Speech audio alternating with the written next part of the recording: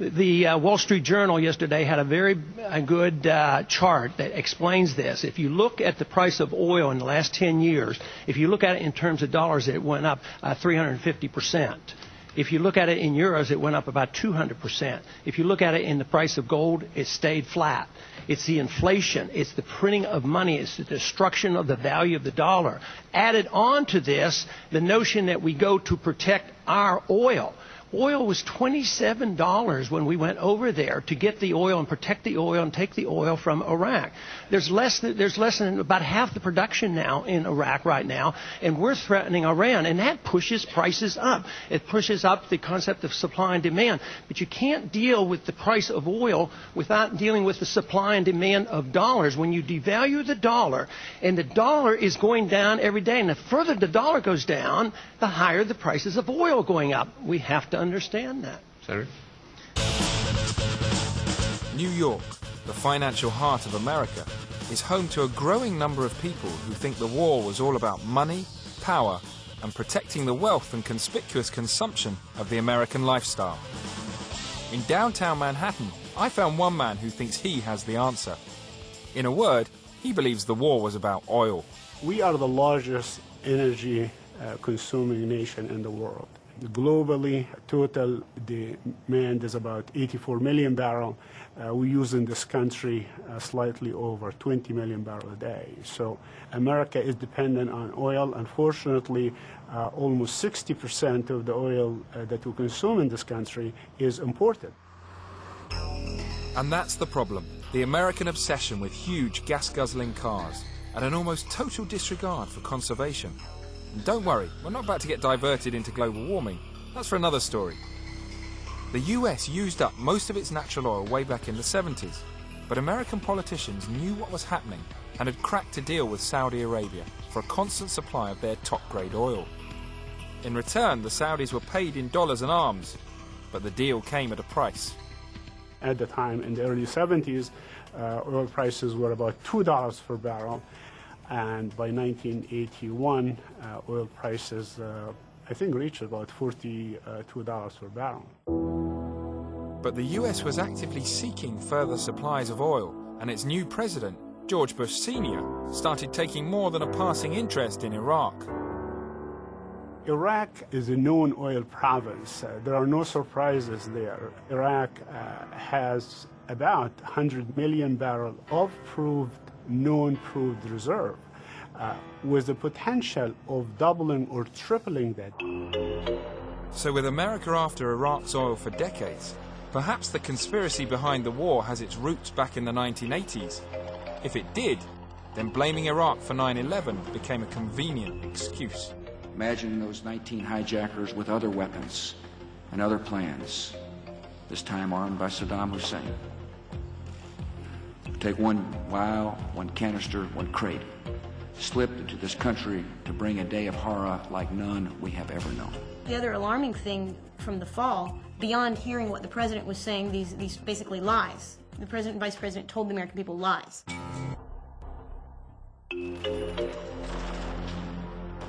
With the fighting in Iraq as furious as ever, many people are asking, was it a war to rid a country of a dictator, or was it a conspiracy to cover something else?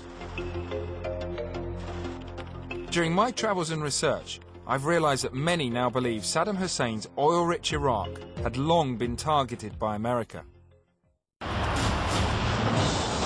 In 1991, the US, along with the coalition forces of the United Nations, swept into Kuwait to liberate it from the Iraqi invaders. Saddam Hussein claimed that Kuwait was stealing Iraqi oil. The US counterclaimed that Iraq caused that war. The old maxim that truth is the first casualty in war, well, in the instance of 1990, truth was the first casualty even before the war, as the Bush administration tried to prepare American public opinion, world public opinion, for the legitimacy of its planned invasion.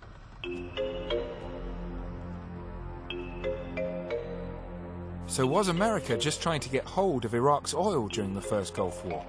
I wanted to know more. In Washington, I tracked down Brian Becker, the national coordinator of ANSWER, an influential anti-war protest group.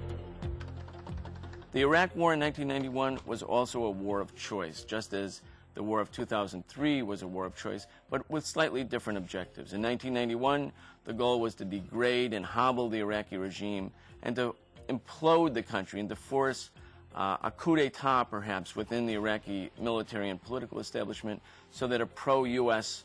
government would take the place of Saddam Hussein. After a short but bloody war, the coalition was at the outskirts of Baghdad. But rather than take out Hussein and occupy the capital, American and UN forces were pulled back at the last minute.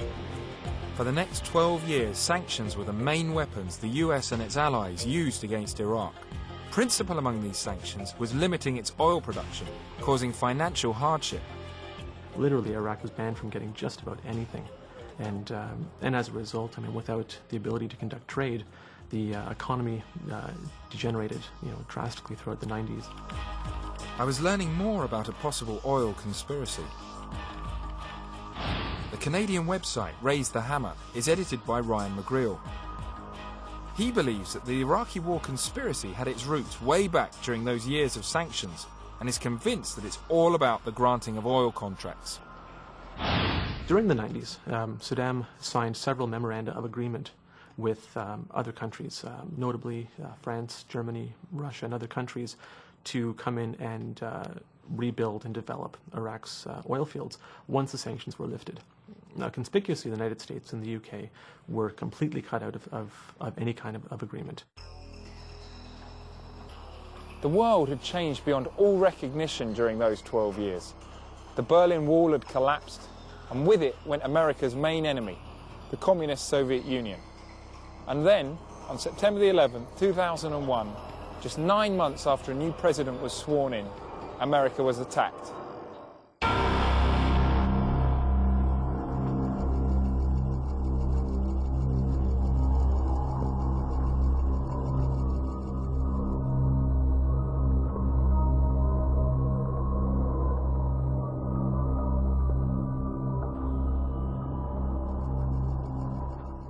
Immediately, George W. Bush declared war on terrorism. Make no mistake, the United States will hunt down and punish those responsible for these cowardly acts. In October 2001, the US invaded Afghanistan in a bid to smash the Taliban and al-Qaeda mastermind Osama bin Laden, who Bush held responsible for the 9/11 attacks. But after months of bitter fighting, bin Laden had still not been captured. So Bush turned his search to an old enemy of his family, Saddam Hussein. The war on terror involves Saddam Hussein because of al-Qaeda connections, because of his history. He's a danger to the American people. And we got to deal with him. We've got to deal with him before it is too late. They thought, when September 11th happened, perfect, great opportunity, a great excuse. If we can tell the American people that this is part of the war on terrorism, that this is somehow linked to al-Qaeda, that Saddam has nuclear weapons, then they felt they could actually manipulate the American people, their grief, their suffering, their anger in such a way to carry out something that they had been planning since 1997. And it was a perfect pretext for them, but it had nothing to do with the reality of September 11th and nothing to do with the reality of their own assertions, all of which have proved to be complete lies. So according to this theory, 9/11 and chasing bin Laden was all a bit of a diversion